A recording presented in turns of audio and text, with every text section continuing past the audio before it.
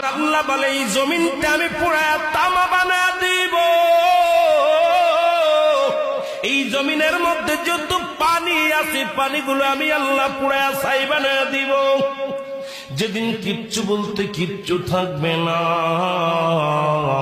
সেদিন থাকবে শুধু আমার আল্লাহ। আজকে কার জন্য সুদ খাও, কার জন্য ঘুষ খাও, কার জন্য ব্যভিচার করো, কার জন্য অন্যায় করো রে মন, কার জন্য তোমরা এত বাহাদুরি করো। আরে আজকে একটা কথা বলতে গেলে কষ্ট হয়। এই জমিনটা আল্লাহ পুরায়া তামা বানায়া দিবে।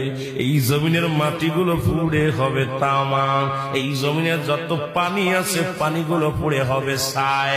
এই দুনিয়ার মধ্যে কিচ্ছু যেদিন থাকবে না, ওই তুরস্কের কত বাহাদুর, কত টাকাওয়ালা মিনিটের মধ্যে 30 সেকেন্ডের ভূমিকম্পে পথের ফকির হয়ে গেছে, রাস্তার ভিখারি হয়ে গেছে।